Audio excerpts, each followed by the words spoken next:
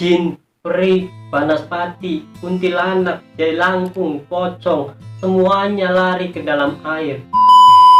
Assalamualaikum warahmatullahi wabarakatuh. Terima kasih. Di video kali ini saya ingin bercerita tentang kisah Syekh Subahir. Mungkin sebagian kalian sudah banyak yang tahu tentang kisah ini, tapi tidak sedikit pula yang belum tahu tentang kisah ini. Padahal beliau adalah salah seorang wali songo periode pertama yang dikirim oleh khalifah dari Kesultanan Turki Utsmaniyah, yaitu Sultan Muhammad I, untuk menyebarkan ajaran agama Islam di wilayah Nusantara. Syekh Subahir konon adalah seorang ulama besar yang telah menumbal tanah Jawa. Kisah ini dimulai ketika Sultan Muhammad I bermimpi. Beliau mendapatkan wangsit untuk menyebarkan ajaran Islam di wilayah Nusantara, khususnya di tanah Jawa. Adapun mubalik atau pendakwanya harus berjumlah 9 orang. Jika salah satu ada yang pulang atau wafat, maka harus digantikan oleh ulama lain. Yang penting tetap berjumlah 9 orang. Sehingga dikumpulkanlah para ulama-ulama terkemuka di dunia Islam pada saat itu. Ulama-ulama tersebut memiliki keahliannya masing-masing. Ada yang ahli bertata negara, meruqyah, pengobatan, dan lain-lain. Lalu dikirimkanlah beberapa ulama ini ke Nusantara, atau tepatnya di Pulau Jawa. Namun sudah beberapa kali ulama-ulama yang dikirimkan ke tanah Jawa, tapi pada umumnya mengalami kegagalan. Penyebabnya masyarakat Jawa kala itu sangat memegang teguh kepercayaannya, sehingga para ulama yang dikirimkan ke tanah Jawa menyebabkan kegagalan. Walaupun ada yang berkembang, tapi hanya kecil, tidak bisa berkembang pesat. Selain itu, konon Pulau Jawa masih dipenuhi dengan hutan-hutan belantaran yang angker. Lalu diutuslah Syekh Subahir, ulama asal Persia yang ahli dalam meruqyah, ekologi, meteorologi, dan geofisika ke tanah Jawa. Beliau diutus secara khusus untuk menangani masalah-masalah gaib dan spiritual yang dinilai menjadi penghalang diterimanya Islam di masyarakat Jawa kala itu.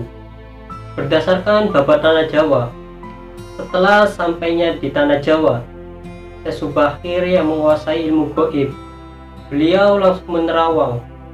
Ternyata penyebab dari kegagalan para ulama-ulama terdahulu karena telah dihalangi oleh para jin-jin jahat dan dedemit-dedemit penghuni tanah Jawa. Para jin, dedemit, dan lelembut itu dapat merubah wujudnya menjadi ombak yang mampu menenggelamkan suatu kapal dan para penumpangnya, dan dapat merubah menjadi angin puting beliung yang mampu memporak-porandakan yang ada di depannya. Untuk mengatasi hal tersebut, konon Syekh Subahir telah membawa batu hitam dari Arab yang telah diraja. Batu dengan nama Raja Haji Kalacakra itu ditancapkan di tengah-tengah di Pulau Jawa, tepatnya di Gunung Tidar di Magelang, yang konon sebagai sentralnya Pulau Jawa. Efek dari kekuatan gaib suci ini yang ditimbulkan oleh batu hitam menimbulkan gejolak-gejolak yang luar biasa. Alam yang tadinya cerah dan sejuk, matahari yang bersinar terang, kicauan-kicauan burung yang sangat indah berubah drastis selama 3 hari 3 malam.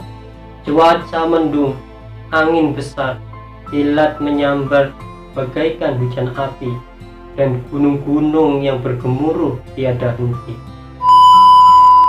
Lelembut, setan, siluman lari tunggang langgang untuk menyelamatkan diri.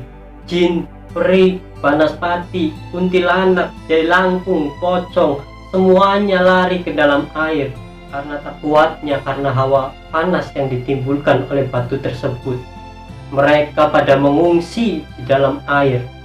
Melihat itu, konon Sabda Palon, yaitu rajanya para raja jin yang telah bersemayam di Gunung Tidar selama 9.000 tahun, keluar mencari tahu penyebab dari hawa panas yang ditimbulkan. Sabda Palon kemudian berhadapan dengan Syekh Subahir, lalu menanyakan apa maksud pemasangan batu hitam.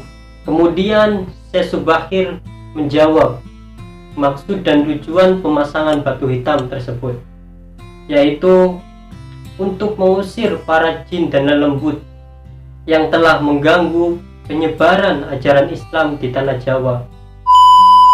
Setelah terjadi perdebatan, mereka langsung mengadu kesaktian. Konon pertempuran keduanya terjadi selama 40 hari 40 malam, hingga Sabda Palon merasakan kewalahan dan mengajukan perundingan kepada Syekh Subahir. Isi kesepakatan antara lain, Syekh Subahir dan para ulama lainnya dipersilakan menyebarkan agama Islam di tanah Jawa, asalkan tidak ada pemaksaan di dalamnya.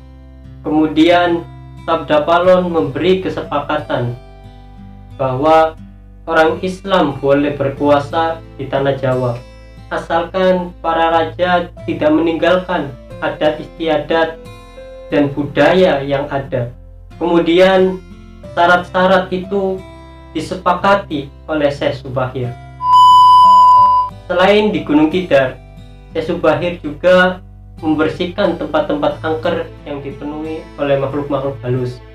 Dalam versi lain diceritakan, untuk membersihkan Gunung Tidar dari para bangsa jin dan lelembut, Syekh Subahir membawa tombak yang bernama tombak Kiai Panjang. Lalu tombak pusaka itu ditancapkan di tengah-tengah Gunung Tidar. Dan benar, tombak sakti ini menimbulkan hawa panas bagi para jin dan lelembut di sekitar Gunung Tidar. Mereka pun lari tunggang langgang meninggalkan Gunung Tidar. Sebagian pengikut Sabda Palon lari ke timur menuju Gunung Merapi, dan sebagian lagi pengikut Sabda Palon ada yang melarikan diri ke Alas Roban dan Gunung Serandil. Karena keberhasilan menumbal tanah Jawa, periode pertama ini bisa dibilang lancar.